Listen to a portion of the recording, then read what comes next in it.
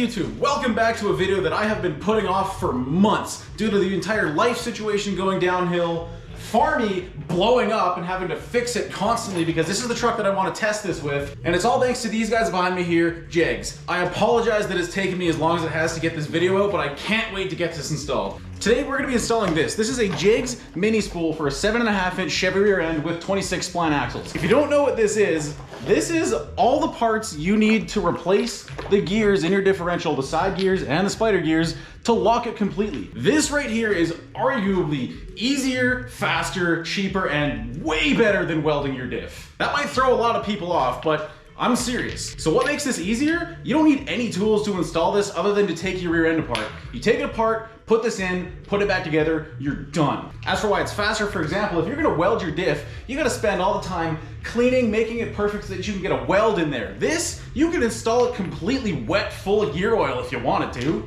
What makes it cheaper? This one might throw a lot of people off. This is about $60, $70 US on JEGS website, if I'm remembering correctly. And you might argue that, well, it costs only a couple of feet of wire to weld your diff. That's where you're wrong. Say you don't own a welder. You have to go buy a welder, which could be a few $100s. This is significantly less than that. Why is this better than welding your diff? Because in the event with a welded diff that you break an axle, you're screwed. You can't take that apart. If you happen to break one of your axles with this setup, which I guarantee will probably happen because this is a factory 26 spline rear end, you can take this apart, replace your axles, put it back together, and keep going. So what do you say we get this installed? Because I can't wait to do smoky burnouts with 2 wheels instead of 1. First things first, we gotta get this diff cover off, which may or may not be a pain with this sway bar that I got in the back.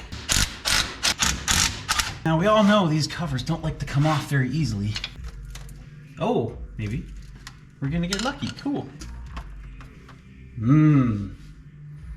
Actually, that's some pretty clean looking diff fluid. Diff fluid, it's gear oil. Forget how cute these things are. Look at that. Let's get the rest of this apart. Get this in position where I can get the lock pin out. I'm so glad I'm choosing not to weld this because I hate cleaning up gear oil. There we go. I'm pretty sure you can take this out. There we go. You can push our cross pin. There she goes. Go to rotate this, our spider gears will fall out. There's one. There we go. Spider gears. S10 rear ends use C-clips to retain their axles. Like a lot of things, so we need to push them in slightly so that we can knock the clip off, just like that. One of them. And we can push our axle all the way out. So that our side gear will come out. There's one. There's the second C-clip. And there's our second side gear. Now this is where we get to confirm if I ordered the right part. Based on the year of this truck and the options it has, this should be a 26 spline rear end. Now that spline count is in reference to your side gears. As you can see, they're splined inside. And some of these trucks had 26, and then some of the bigger ones with better engines and whatnot had 28. So let's give this a count. We do indeed have 26 splines. Thank God for that. All right, let's go put the spool in. Now, I'm hoping this is gonna be pretty self-explanatory as to how this works. We took out 4 pieces, we're replacing them with 4 different pieces. These 2 are splined, just like the side gears are. They go onto your axles. These 2 pieces, since they don't need to rotate, fit in the slots of the mini spool itself. The 2 halves go together. Your pin goes through, and all of a sudden you have a completely locked rear end. All right, let's see how fun this is gonna be to put these in here. Well, there is side number 1. Push that over and get the C-clip in. Okay, that was a bit aggressive. Are these easy to get in? The kit did say the C-clips might need to be flattened. I don't know what that means exactly. If it means you have to like cut off the sides of it or what. Okay, I probably cut too much out of them, but at least they'll fit. Because you got to slide them through here to be able to put them on and then push your axle back. There we go.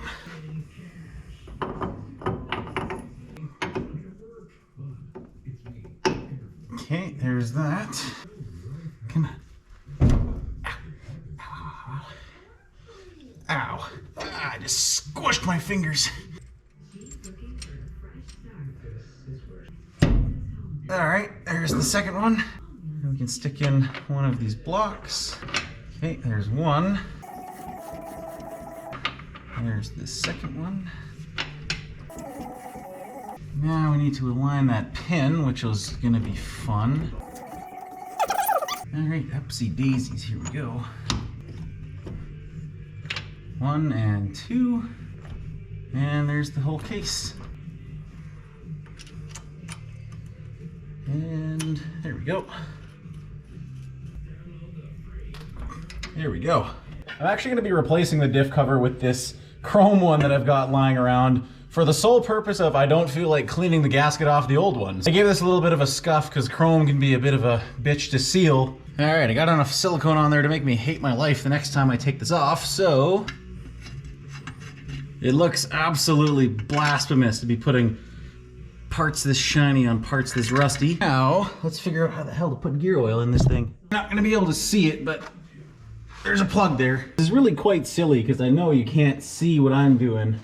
Hell, I can barely see what I'm doing, but you should be able to see when the gear oil starts dripping down through the bottom, letting me and you know that it's full.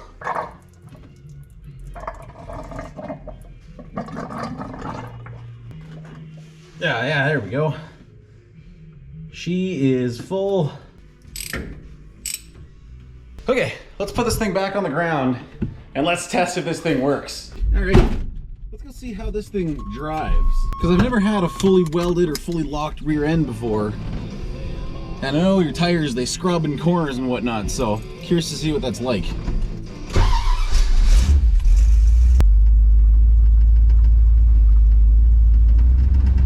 Well, so far I don't really notice anything different. Maybe a little bit.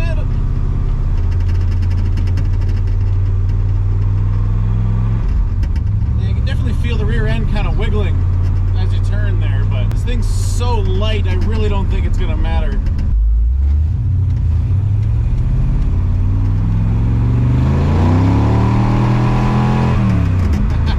Well, we definitely got two tires spinning.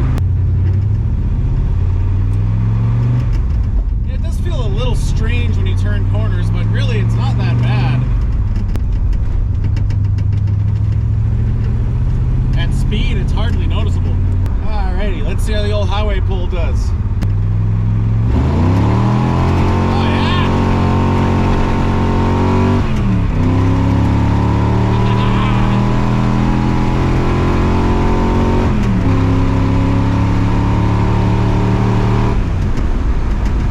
Oh yeah, that's nice! Amazing what a difference having two tires spinning does. Oh, this is going to be a fun truck to take to the track or take drifting. Need some better seats for drifting, but you know, this is awesome.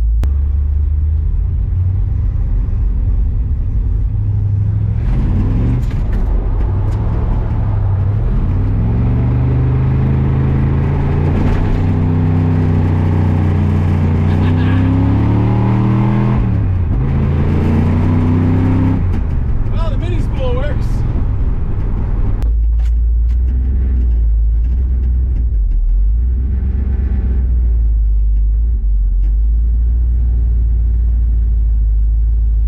That's a mini spool test success, if I do say so myself. Now that we're home, I have one more test to do. It might be a little silly doing it in my own garage, but as you can see, I've done it before. We gotta test the mini spool and see if it can do glorious burnouts with the line lock on.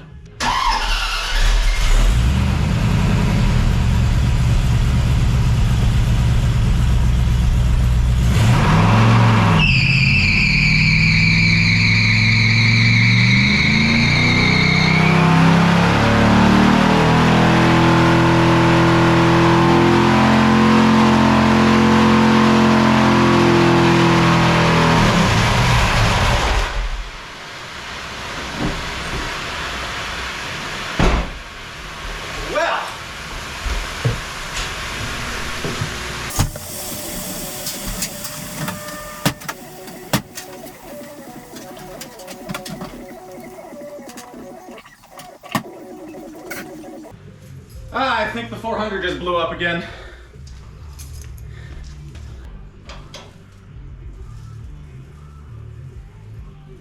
Yep, that was definitely a rod knock that happened, but the mini spool works. Well, I guess that's what I get for beating on a new engine. Well, at least I caught it blowing up on video this time. I guess I probably shouldn't have done that, but we got one rubber spot and we got two rubber spots. So the line log works. I just, apparently I can't build an engine. I only pushed it outside just in case it was on fire. I crawled underneath a little bit. I can't tell exactly where it blew up, but yeah. I guess we will have an update in another video eventually. Well, the goal of this video was to get the mini spool installed for JEGS, and I guess I did complete that, but now I'm out another engine that I really can't afford to replace right now, so that sucks. I do have one other video I'll be putting up that I did before the mini spool. I just wanted to get this one out first. There is the JEGS 7.5-inch rear end, 26 spline mini spool. Super easy to install. Clearly it works. I don't have a truck to test it anymore. So again, I apologize to JEGS for the delay of getting this done. I've been dealing with this truck, mainly, you know, not wanting to cooperate. And life, I guess, just doesn't want me to be happy right now, so it is what it is. I do have another video for JEGS coming as well, but I'm definitely not gonna be able to do it on this truck because there's no point. I'm gonna be doing it on my Jimmy because I can do a direct comparison from what JEGS sent me. So stay tuned for that one. That one will be coming out soon. I hope you guys enjoyed that install. Hopefully you see how easy it is. And maybe you enjoyed my misfortune too. I don't know. Anyways, hope you come back for more. Thanks for watching.